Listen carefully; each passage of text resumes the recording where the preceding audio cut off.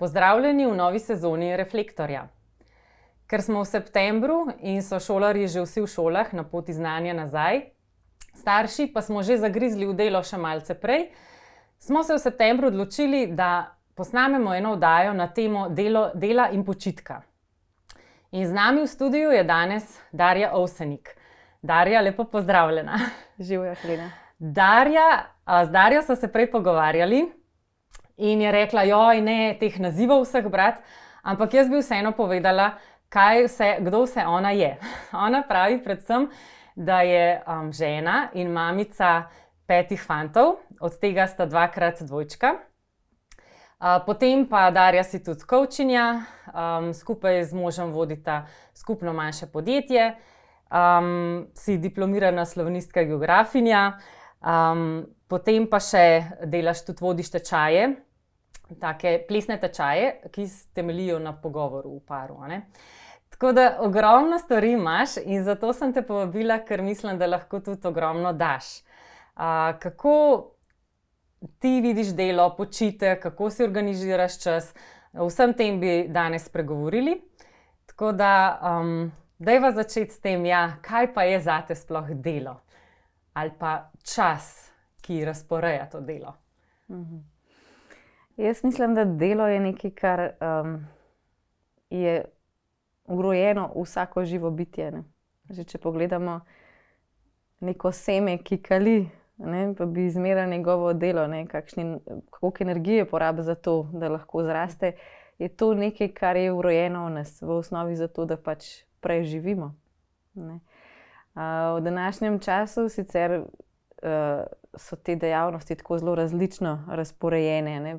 So kmetovalci, ki res delajo za hrano, je pa ogromno drugih poklicev, ko nam ni več treba v tem smislu skrbeti za eksistenco, da posadimo seme in tako naprej in pridemo od zrna do kruha. Ampak je pa še vedno neko naše gonilo, je delo. In tudi slovenski pregovor, delo krepi, tako tudi delo na splošno. Ali pa bom rekla, delovnost je ena taka velika slovenska tema. Tudi če vprašate ljudi, ki poznajo Slovence v tujini, bodo vedno rekli, to so pa delovni ljudje. Tako da delo daje nek smisel.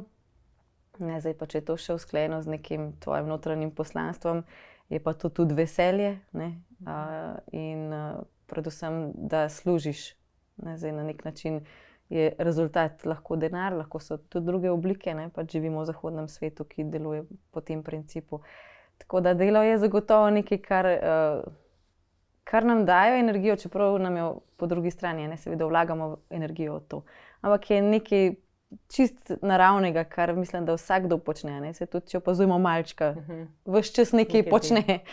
Če bi rekli, koliko se mu da. Nihče ne reče otroku, ki 100-krat pade, koliko se mu da 100-krat vstati. Pa ostane in gre naprej. Kljub tisočem padcev. Da se nekaj nauči, da nekaj usvoji. S tem sem želela povedati, da delo ali pa želja po delu je nekje globoko v nas vrojena. To je tako. Ti si tudi kristjanka, verna, se pravi, živiš vero. Kaj pa misliš, da Bog želi zate, koliko dela, kakšno delo je njemu sploh pomembno, kakšno delo opravljamo? Mislim, da zagotovo je pomembno, kakšno delo opravljamo. Kaj je tisto, kar sem prej omenila, kar je nekako usklajeno z našim notranjim hrepenenjem ali pa lahko rečemo temu tudi poslanstvom. In zagotovo Bog želi, da uresničujemo poslanstvo. In jaz se tukaj zelo rada navezujem na veselje. Če je veselje, ne pravim, da je to za neko čustveno tisto vzhičenje, jaz pa ves čas sem rada coaching, jaz pa ves čas, rada se ukvarjam z nekimi administrativnimi zadevami ali pa marketingom. Ampak nek notranji vzgib, da pa to je tisto, kar tebe lahko izpolnjuje, da imaš talente, ki ti jih je Bog dal, da z njimi služiš ljudem, ti to prinaša zagotovo neko veselje, ki je tako bolj umirjeno, to čustveno. Mogoče ena taka primerjava z ljubeznijo pa zaljubljenostjo. In jaz mislim, da Bogu ni vse da najdemo to, kar je tisto, kar je naš namen na tej zemlji, za ta čas, ki nam je dan kratek. Da s tem damo slavo Bogu. A ne, da... Tako. Zdaj v drugi Mojzesovi knjigi piše: 6 dni naj se opravlja delo, 7. dan pa vam bodi svet, sobota, dan počitka za Gospoda. Kdorkoli bi ta dan delal, mora umreti. Kaj si misliš o tem? Saj v resnici umiramo, ker tega ne upoštevamo. Aha, dobro, ja. V resnici umiramo, ker ne ločujemo več dovolj ali pa ne poslušamo niti več dovolj našega lastnega ustroja. Meni ta primerjava, da je Bog 7. dan počival, me res tudi najzmožen vodi. Mi dva sva, ne vem, na enih zakonskih duhovnih vajah postavila res tisto jasno, kar so Izraelci imeli za moje pojme prestrogo, ampak je pa v današnjem času, ko v nedeljo, ne vem, greš čez vas in še vedno brnijo traktorji, je pomembno, da si v bistvu zavestaš, a to želiš. Za nekoga, ki ni kristjan, to ni nujno nedelja. Mi da so pa takrat si rekla, ja, je pomembno, da je to čas za Boga, da gremo k maši. Je čas za to, da tudi mama ne pere perila, dobro skuha kosilo, pa še to ni nujno vedno. Da neke stvari res, da se ustavijo. In jaz velikokrat rečem, da meni nedelja res naredi teden. Ker v bistvu takrat nafilam ene baterije, ki jih mogoče čez teden ne morem. Otroci so fraj, ni delovnih obveznosti. Pa imam tudi jaz včasih skušnjavo na kakšen mail še odgovoriti, ki je služben, ali pa kakšno naročilo, ki pride narediti. Tako, zakaj sem pa rekla, da umiramo? Zato, ker se mi zdi, da ko ne znamo več počivati, v resnici ne moramo več dobro delati. Ja. To lahko vprašam te katerega koli športnika ali pa bolj trenerja, ki zelo poudarjajo, kako velik del mora biti tudi, celotnega treninga, mora biti regeneracija, mora biti počitek. To ni kar nekaj. In jaz verjamem, da če je ta čas nekako tudi umeščen v tvoj urnik, pa se tudi ne srečuješ z zelo slabimi občutki, zdaj sem pa nič nisem naredil, sem pa lena. To smo mi zelo občutljiva, lenoba. Kaj je res lenoba? Ja, se bova počitka pa lenobe še dotaknili. Dajva čisto majčkeno še ostati pri delu. Piše tudi v 2. Tesaloničanovi knjigi 3. poglavje, pravi: kdor ne dela, naj ne je. Saj to je v bistvu že slovenski pregovor, ampak malo kdo ve, da je pravzaprav v Svetem pismu zapisan. In zdaj, kako pa ti to prenašaš na otroke? Se pravi, vse te delo, kako jih učiš, da so tudi oni delovni? Se pravi, ja, a jim rečeš, ne vem, če oni rečejo, mami, dolgčas mi je, kaj jim odgovoriš? Ali pa koliko dela jim nalagaš, in kako upoštevaš recimo to zapoved oziroma priporočilo, kdor ne dela, naj ne je? Zdaj, če bi vprašala moje otroke, mi tako največ delamo. Nikjer ne delajo toliko, ker morajo pri nas delati, ampak sej pa je fino, ko srečaš druge zakonske pare, pa identične zgodbe poslušaš, se kar malo oddahneš. Ampak ja, mi dva v bistvu že od majhnega, res da imamo otroke zelo skupaj, mogoče je to v kakšni družini kaj velik starostni razpon, to malce težje. Sva jih uvajala to, da je delal nekaj, kar je tvoja dolžnost. To ni nekaj, kar si nagrajen z nekim plačilom, ampak je to v bistvu prispevek, da mi lahko skupaj živimo. In to tudi večkrat povem. Če ne prispevaš, bomo težko skupaj se fajn imeli. Lahko sicer, tudi jaz prevzamem, ampak boste imeli na koncu eno zelo tečno mamo, ki bo utrujena in kdo bo imel v resnici kaj od tega. Tako da ta čisto osnovna opravila, ki jih moramo vsi upravljati, zato da dom stoji, že od zelo majhnega to učiva. Imamo pač nek svoj red. Ne pravim, da je to vedno lahko. Tako da se daj opirajo in da ne bi in tako naprej. Ali pa pride kakšna večja motivacija, kakšna grem lahko na obiski, so tvoja dela opravljena. Niso, je tako hitro opravljeno, da vidiš, da v bistvu to jih ne mučim s tem delom, da je neko hudo, težko, zahtevno fizično delo. Tako da to recimo, kar se tiče doma, pa uvajanje v delo. A imaš občutek, da, ker imaš več otrok, da vseeno hitreje opravite delo, pa da imaš manj dela? Zdaj mislim, da že. Če bi me pa to, zdaj bi mi dve sedeli par let nazaj, bi pa rekla, da ne, da je pač ogromno dela, že to v bistvu oblačilo obrata. Ja, definitivno. Ne. Po eni strani sem zaradi tega tudi hvaležna. Ne. Ampak se pa tudi zavedam, da bova enkrat sama in bova spet imela pač celo hišo za spravljati. Zagotovo je to ta prednost neke skupnosti. Ne. Da vsak lahko en delček prispeva, pa je na koncu rezultat dokaj hitro dosežen. In to mi je tudi dobra primerjava za time ali pa skupine v podjetjih. Koliko res je pomemben, da sodelujemo. Takrat, ko sodelujemo, so stvari hitreje, pridemo do ciljev, in dejansko se nam sprosti več tistega časa, ko ni potreben se ukvarjati s temi deli, ki so nujna za preživetje. Recimo, tako. Ne vem, kaj bo drugi vprašanje. Prej sem te preskočila. Ja, vse to. Mislim, kdor ne dela, naj ne je, če kdaj rečeš še otrokom, zdaj, če nisi upravil dela, kaj pa zdaj, a res ne boš dala jesti? Tega nisem naredila. Ne vem, če je pametno, da je prehrani, ampak zagotovo so pa neke stvari. Ali pa treba počakati, moramo vsi počakati, da še nekdo dokonča in to. In tako je boleče in je krivično za koga in tako. Ampak to je življenje. Življenje v resnici je zahtevno v tem smislu, da se je treba prispevati skupnosti, da imaš tudi ti nekaj od tega. Ne gre drugače. Darja, ti si coachinja in jaz bi želela, tako da bi gledalcem malo povedala, meni se zdi v slovenskem prostoru to dokaj nov pojem, saj jaz sem ga 2 leti nazaj začela tako spoznavati. Kaj vsebuje to tvoje delo kot coachinje, pa par fajn principov si mi prej povedala, tako bi želela, da jih izpostaviš v zvezi z delom, počitkom, tako s to tematiko. Zdaj coaching ni tako malo časa prisoten v Sloveniji, je pa še vedno, po mojem mnenju, premalo poznan, kaj v resnici to je. Coacha si mogoče prevajamo z angleščine kot nekega trenerja. Pa coach ni trener, recimo moj mož je trener komunikacijskih veščin. In da urišem mogoče čisto eno tako osnovno razliko, coach je tisti, ki v stranki prepoznava neke potenciale, ki jih pomaga odkrivati, krepiti ali pa manjšati neke motnje, ki ne prispevajo k temu, da se on čuti na nekem področju uspešnega. Je hkrati neka reflektivna praksa, pa izjemno ustvarjalen proces.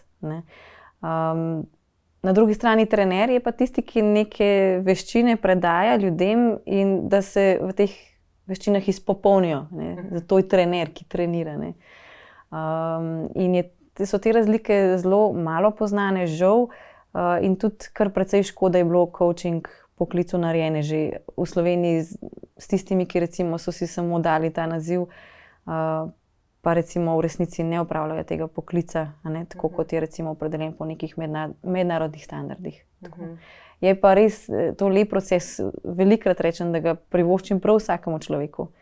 Ker ravno preden sva se midve dobili, sem govorila z eno mamico, ki me je klicala, ki gre na neko to prvo izobraževanje, in je rekla, da so imeli v skupini nekoga, ki sam pa je bil znotraj tega procesa, pa ni videl določenih stvari. Sem rekla, to je dobro, zato ker mi smo socialna bitja.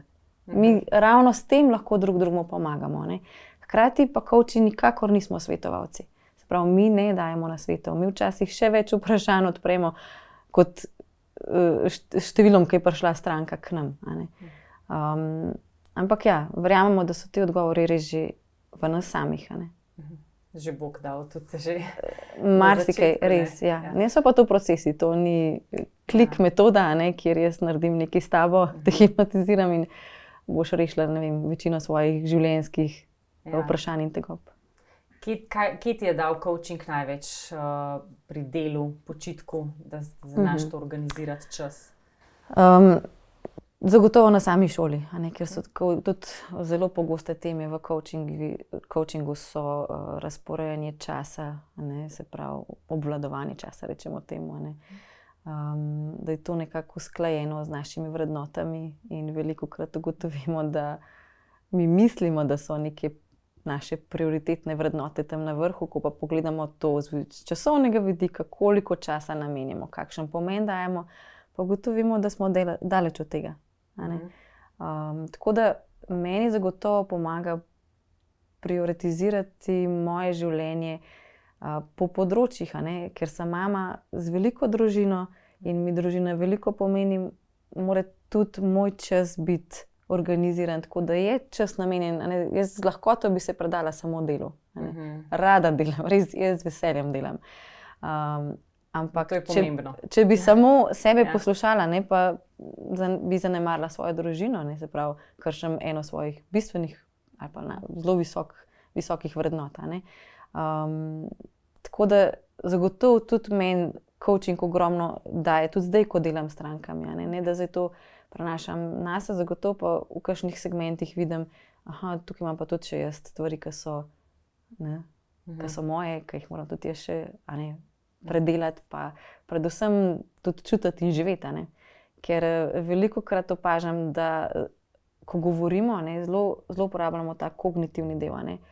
Ali pa gremo na predavanje in se dobro počutimo po predavanju. Ampak pridejo neki vzorci stari, neka čutenja, ki jih niti dobro ne poznamo, pa nas ta še vedno vlečejo in delajo, čeprav glava že vse ve. Vedno poudarjam, mi smo res tako celostna bitja, nekaj je vedeti, nekaj pa še ta čutenje zraven, nekaj pa to potem res živeti. Tako z nekim mirom v srcu. Kaj imaš kakšen konkreten primer, kjer bi lahko, ne vem, ali pa ne, da še povej ta razmerja, se pravi 80-20, vse te teoretične zadeve in kako pol to v prakso prenašaš. Okay. Zdaj za gledalce moram povedati, o čem smo govorili. Govorili smo o Paretovem načelu, mislim, da je ekonomist, kako je bilo. Skratka, govori o tem, da nekako v povprečju 20% vloženega truda, časa, energije, česarkoli, denarja, rodi 80% rezultatov. In jaz zagotovo sem en tak živ primer tega.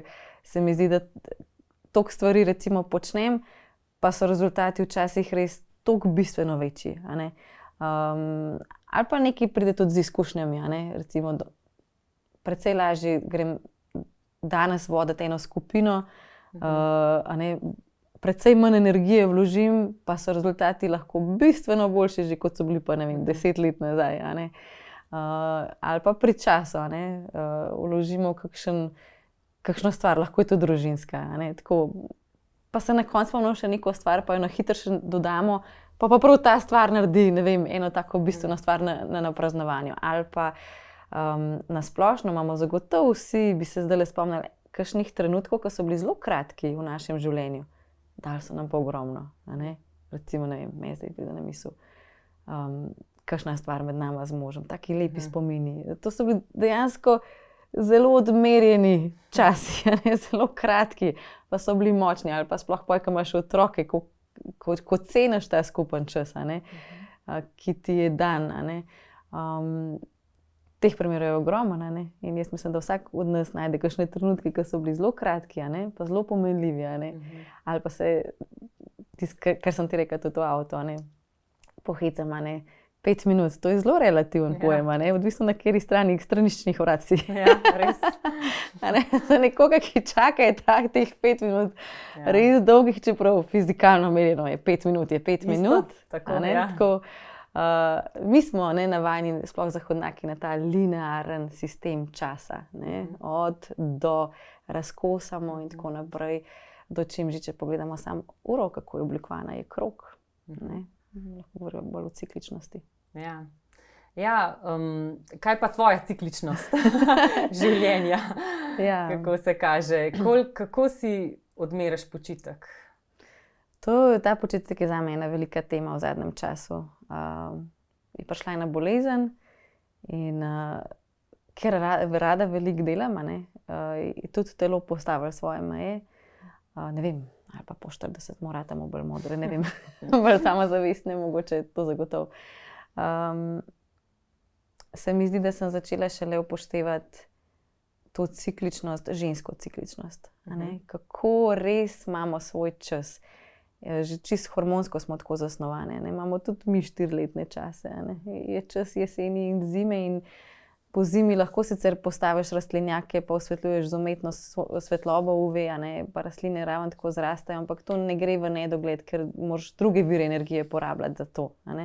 Ženske smo podobne in naša narava je taka, da recimo zdaj že dosti bolj upoštevam, da je tisti čas recimo pred menstruacijo je nek čas, ko si ne zadajam več velikih projektov ali pa rečemo, lahko to prestavimo za par dni kasneje, a ne. Tudi si več upam glede tega, ne, da se ne toliko ne podrejam z nekim zunanjim okoliščinam. In vidim, kakšne lepe rezultate to nos prav v tem, kako se lahko takrat bolj posvetim domu, ki mi doskrat tako zmanjka, se tako rečem, joj, doma sem pa toliko premalo sem doma, a ne, tako v smislu, koliko sem z otroki, a ne. Skrb za dom je tudi meni pomembna, a ne, ali pa skrb za počitek, kar pomeni, če čutim, da rabim tistih recimo 20 minut popoldne, ki sem imela včasih zelo slabo vest, če sem to naredila, a ne. Kako boljše se jaz počutim, a ne, tudi otroci to živijo. Tistih 20 minut lahko naredi eno veliko spremembo. Ni treba to vsak dan, ampak poslušati se je pa tudi zahtevno, ne, včasih. Tako, sploh če je ogromno stvari, ki se ti dogaja in se v bistvu filaš neko to energijo dogajanja, a ne. Ker včasih tudi lahko prikriva kaj, a ne. Stalno dogajanje, mora se skozi dogajati, drugače ni okej, a ne, drugače jaz nisem okej, a ne. Jaz mislim, da že sama ženska narava nas usmerja v to in če to poslušamo, veliko naredimo, a ne. Dejstvo pa je, da ne živimo v svetu, ki bi to spodbujal. Tako.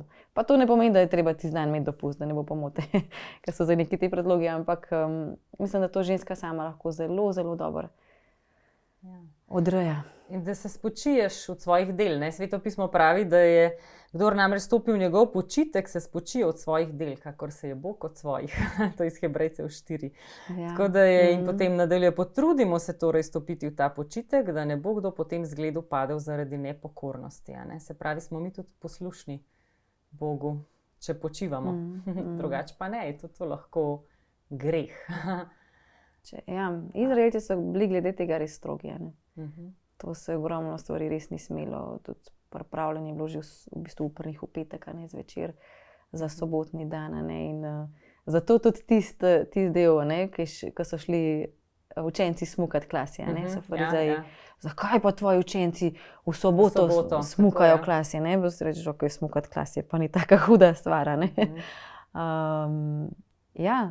Ampak verjamem, da so na splošno, je bilo težje preživeti v čisto eksistenčnem smislu, zagotovo, ampak neko bolj mirno življenje je pa bilo. Mi pa v bistvu ves čas, tudi tehnologija nam daje to, da bomo lahko čim hitreje, čim več naredili, ne?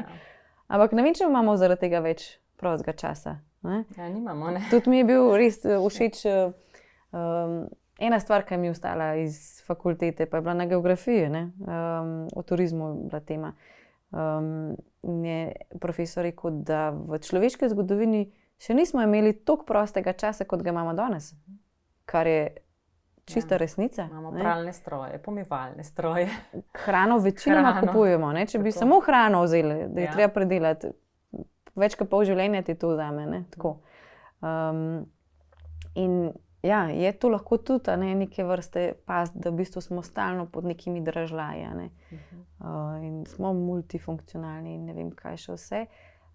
In v bistvu ratala umetnost, a ne, kako to ravnovesje, ki zagotovo tema vseh nas zemljanov, ne, tako kako ravnovesje najdeti in ga nikoli popolnoma ne najdemo, a ne, zagotovo pa lahko gojimo, a ne, in je v Svetem pismu toliko enih, a ne, dobrih usmeritev, ki lahko dajo samo en tak klik tudi zame. So pa to odločitve, to pa verjamem. Nismo toliko odvisni od teh zunanjih okoliščin, kot mi pripisujemo. Katere odločitve, da povej, si ti sprejela, tako da imaš več počitka, da usklajuješ dobro delo, da nisi deloholik, recimo, in pa da se izogneš lenobi, da je še lenobo omeniti. Kako se temu grehu izogibaš ali poskušaš? Zdaj, kar se tiče odločitev, a ne, odločitev je že to, recimo, da je bila moja vizija mojega poklica usklajena tudi z družino. Ne, se pravi, mož, družina, ne bom vsega podrejala karieri, a ne. Lahko bi, Bog ve, ne, pač kakšna bi bila potem moja kariera zdaj. In vsak človek, mislim, da ima v sebi zelo dober kompas, ki ga vodi k njegovim vrednotam, a ne. včasih nima moči, včasih so neke čustvene rane, včasih je neka zgodovina, da tega ne zmoremo. Ne? Ampak odločiti se, da recimo, da sem se odločila, da bom delala od doma, pa se sama veš, da to ni vedno najlažje. Ne? Mislim, si rečeš, ja, pa nimaš šefa, saj si včasih sebi še hujši šefa ne lahko. Ali pa da zmoriš pač vse to handlati, kljub temu, da nimaš nekoga nad sabo, ki ti reče, danes pa delaš to pa to. Ampak ja, to je bila ena ključna odločitev, ki mi pomaga, da lahko počnem vse to, kar počnem. Ker si dostikrat rečem, hvala Bogu, kaj jaz lahko še vse vmes naredim. Dam pred perilo, pripravim malce ali pa pripravim karkoli drugega. Tako. Ampak to sem jaz, ne pravim, da je to recept za vse ljudi. Nekomu je pa ta struktura izjemno pomembna, ali pa sodelavci. Jaz tudi ne bi mogla brez stikov, sicer ne bi ves čas silila v poklice, kjer imam stike z ljudmi. Tako da ja, so neke odločitve, ki se mi zdi, da res morajo biti usklajene z našim vrednostnim sistemom. Da vemo, zakaj neko stvar počnemo, da pač tako pač je. To je tak lep izgovor. Ja, da se ne prepustimo spontano. Recimo spontanost je meni zelo taka elegantna beseda za izgovora. Včasih, ne vedno. Ja. Sem rada spontana znotraj nekih okvirjev, ampak je lahko tudi tako. Ja, jaz ne bom načrtoval, jaz sem raje spontan. Bom tako živel. Ja, zanimivo je, ta spontanost je zelo tudi spet taka coaching tema. Ja, spontanost, zelo odvisno, kakšni smo kot ljudje. Recimo pri spontanosti rada omenim kakšnega umetnika, ki rabi neko spontanost, da do nečesa pride, do nekih čustvenih zadev, da lahko ustvarja. Recimo, ampak ja, še vedno živimo v tem času. Ja. Sva spet nazaj pri času. In čas pač nam je dan in včasih se mi zdi, da živimo tako, kot da bomo živeli večno. To je čist fizikalna zakonitost, ki nam je dana. Zdaj, če bi živela na Veneri, bi se meni čas drugače odvijal. Živim na Zemlji. In ta spontanost ljudi velikokrat privede do tega, da jamrajo, kako je, kaj se meni dogaja. Pa lahko čist preprosto vprašanje, ne vem, kaj pa bi v resnici rad? Kaj si, česa še želiš v tvojem pa ni odgovora, življenju? Ja. Jaz se ne vem, v bistvu se tako radi pritožujemo, se pritožujemo nad nečim, česar sploh nismo ustvarjali, sploh ni bila naša stvarnost v resnici. In sami sebi naredimo veliko škodo lahko s tem. Sploh jamranje čez jamranje ne prinese nič dobrega. Pa ne rečem, da jaz zdaj ne pojamram. Zagotovo, tudi meni zleti iz ust, nimam časa. Čeprav v resnici, kaj pomeni stavek, nimam časa? Ja, izgovor. Ni nujno izgovor, je pa pomeni, da ne želim si vzeti časa za nekaj, ker mi ta stvar ni toliko zelo pomembna. Ja, tako, ne dam prioritete. Ne želim mogoče prizadeti nekoga, pa rečem, nimam časa. Nisem si ga še mogoče vzela za to. Ni zelo to v nekem mojem spektru nekih pomembnih stvari. In velikokrat živimo čist, da nas čas in dogodki in vse pelje, potem se pa pritožujemo. Ne vprašamo pa vse, kaj smo pa v resnici želeli? In so pa pri teh, ne vem, kaj je nujno, kaj je pomembno in tako naprej. Kaj pa lenoba? Kako se soočaš z lenobo še to? Lenoba? A bi rekla, da si sploh lena? Jaz ne bi rekla, da si lena. Ne, ja, jaz mislim, da vsak človek da občuti nelagodje, da ti v bistvu ni čist fajn, da nečesa ne počneš. Pri meni osebno je lenoba bolj povezana z odlašanjem. Jaz to s tem povezujem, da ne delam, ampak da recimo stvari, ki bi jih že morala dati na svojo listo, še ne dam, ali so pa neki drugi dejavniki, ki jih moram sama raziskati, da neke stvari še ne naredim. Ali je to, včasih je to, da je vsega preveč. In potem iz tistega se raje umaknem nekaj tretjega, ker ne obvladam te množice vsega, kar je. In če me je samo vprašal, da mi 3 od teh izber, bi se veliko lažje lotila ene od teh 3 stvari. Recimo, to je samo en od razlogov, da govorimo o sebi. Ali pa neka stvar bolj zahtevna. Vem, da bo dalj časa trajala. Pa se je kar ne lotam, ker bo predolg časa trajala. In če bi sem eden mogoče te stvari vprašal, bi rekel, se to pa ni tako hudo, dajmo začeti, ne? Tako da, ja, coach je tisti, ki na koncu velikokrat vpraša, in kaj bo zdaj tvoj prvi korak. Ampak prej celo polje raziskovanja, kako do tega prihaja, kako v takih situacijah deluješ, ne? In sam prideš do tega, recimo, zakaj pa ti odlašaš, ne? Pa si za vse na svetu želiš, da ne bi odlašal, ne? Recimo, so take neizgovorjene teme, tako da jaz mislim, da ima spet nazaj, bom rekla isto, vsak človek ima nek kompas noter, ki mu zelo jasno pove, kje je tista meja z lenobo, ne? Tako, so ljudje tudi, ki res rabijo, ne vem, 2 uri na dan, da ne počnejo nobene take stvari, ki je na listku ali pa na spisku, ne? Pa ne moram reči, da so leni. Pač počivajo, ne, najbrž takrat. Ali pa kaj takega, ki recimo, ne vem, se meni ne zdi to pomemben, njemu pa je pomemben, ne?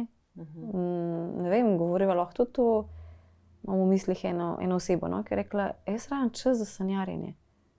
Me čisto presenetilo, zakaj za sanjarjenje? Ja.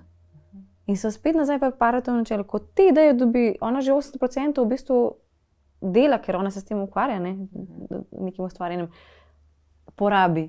In se izdelek v 20% tega časa, ki ga je porabila, rodi. Ne, tako, so stvari spet zelo relativne. Ne. Se mi zdi, da velikokrat zelo tudi na prvo žogo ocenjujemo, ja, ta pa doma pa nič ne dela. Kako veš? Ja. Kako veš? Delo od doma je lahko zelo zahtevno, ne? Ne gledamo noter v okna, ne, za 4 stene in tako. Tako da jaz mislim, da tudi Bog tako na nas gleda. Ne, on res vidi v srce. To piše v Svetem pismu, ne. Jaz te pa kot tebi, kot Heleno, deloma lahko zaznavam, ne. V polnosti te ne bom nikoli. Ja. Ja, o lenarjenju, o lenobi sem si še par misli iz Svetega pisma izpisala. Pojdi k mravlji lenuh, glej njene poti in postani moder. Pol pravi pregovori 19, lenoba spodnaša v mrtvilo, kdor je omahljive volje bo lačen. Ja, se pravi, ta mravlja, ne, mravlja pridno zbira, če pa lenarimo, pa pač pol nimamo, ne, nečesa za zimo, no. To je pač ta zgodba iz Svetega pisma, ampak kaj pa, jaz bi rekla, mene ne nese lenoba, prej me nese to mogoče, da ne znam reči ne. Kaj pa bi ti rekla? Rečeš ne. Kolikrat rečeš ne in čemu rečeš ne? To si zdaj res dobro vprašanje postavila. Ker sem res imela težave s tem, ne? Tako kot si rekla si sama. Ne? Ja, no, dobro bom pa še ta projekt, recimo. Ne? Sam še to, ne. Potem pa pride tista realnost, pa živčnost, pa tako naprej. Ne? In se mi zdi, da je tukaj težko biti moder, ampak spet se bom vrnila nazaj na čiste vrednote, ki te vozijo skozi življenje.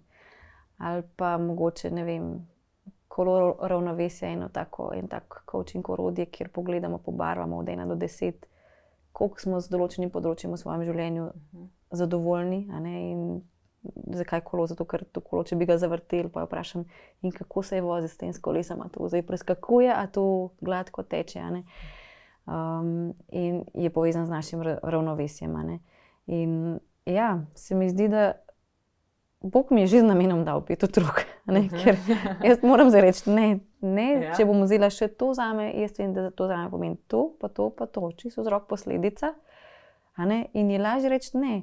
In poj, včasih se mogoče še vedno preveč opravičujem, zakaj eni stvari rečem ne. Saj, če sem jaz to znotraj že razčistila, nisem vedno dolžna, da je to odgovoril, zakaj pa ne sprejmem še enega projekta. Ampak, ko to naredim, ali pa ko sem prvič naredila, se spomnim, so nekaj eni taki fajn karierni priložnosti, sem rekla ne. Koliko sem se jaz svobodno počutila? Ker sem videla, jaz ostajam pri temu, pa temu, še vedno imam veliko stvari, daleč od tega, da bi jih imela, da bi jih bilo malo. Ampak sem točen vedela, zaradi tega bom jaz, ne vem, ob enih doma in jaz lahko sprejmem otroke, ki pridejo iz šole. Meni je to pomembno. In je veliko lažje reči, ne, hvala, res je fajna zadeva, ampak ne bo šlo. Niti ne zmorem, ni res. Ja, bi zmogla. Tudi to bi zmogla, vendar na račun nečesa. In tudi to rada rečem, da se vrnem nazaj na čas. Vsi imamo omejeno časa. Količino, A ne? ja. Na teden 168 dni, če bom živela 100 let, ne vem, koliko pride, 168 tisoč, ne vem, koliko. 160 ur, ja. A ne, ur. In to je moj čas, enako je z energijo. Mi nimamo neomejeno energije. Ne?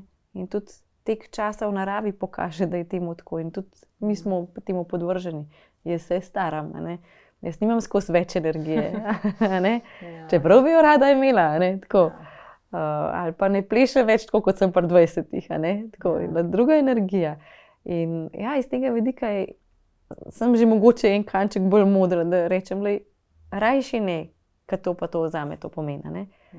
Tako. Ampak prepoznavati še vedno, kaj pa Bog tukaj želi od mene. a ne. Kaj pa njegova volja. a ne. A je volja, da sem jaz cela raztreščena na tisoče projektov. a ne. Ja, kako pa to prepoznavaš, Darja? Kaj Bog želi zate? Si vzameš čas za pogovor, molitev z njim? Ne vem, se mi zdi, da je to na enih takih 3 segmentih. Eno je zagotovo čista molitev, pogovor z Bogom, pa mogoče bi rekla, da se v zadnjem času bolj učim poslušanja. Ne, ker Bog je tako vljuden, da ne govori, ko mi govorimo. a ne, in jaz sem itak polno glavo misli, ne, trudim se to Bogu povem. Včasih je tako dobro samo obstati, ne vem, pred križem ali pa v cerkvi, a ne, sploh če je prazna, da sploh slišim ta glas. a ne. Pride na drugi strani po Svetem pismu, a ne, neki taka molitev, neki branje Svetega pisma, pa zagotovo veliko po ljudeh. a ne. Meni se tokrat potrjuje, da takrat, ko je najhujše ali pa ko res ne vidim več, kam naj grem zdaj naprej, a ne. Ko pride ali kakšna prijateljica ali pa kakšen tak čist nenačrtovan pogovor, tako, joj Bog, kaj si se v tistem momentu povedal, a ne, res hvala, a ne. Ja, jasno pa je treba imeti ušesa in srce odprta za to. Bog ne bo govoril, če ne bomo, a ne, tako. In tudi težke odločitve, ali pa recimo reči nekomu ne, ali pa za nekaj časa ne, a ne. Jaz to moram reči z mirom v srcu. Takrat vem, da se ni treba nič opravičevati, da vem, da je tako zame prav, a ne, pa tudi, da ni vse šlo samo od mene, a ne. Da si res dobila usmeritev od Boga za delo, počitek in vse, kar počneš. a ne. Tako, ja, ni pa vedno vse usklajeno, da ne bo pomote. Jaz sem še vedno človek. Ja, seveda. Z vsemi napakami in vsem, kar premorem slabega. A ne, tako. Hvala, Darja, da si vzela ta čas in prišla k nam v studio, da si podelila z nami modre misli, da si nas malo usmerila k delu, k počitku. Skratka, res ti želim vse dobro še naprej v tvoji rasti in modrosti z Bogom. Vas gledalci pa vabim, da si pogledate še kakšno oddajo Reflektorja in karkoli že delajte iz srca, kot da delate za Gospoda, ne za ljudi. Naj vam bo to vodilo iz Kološanom 3:23 še za naprej. Pozdravljeni!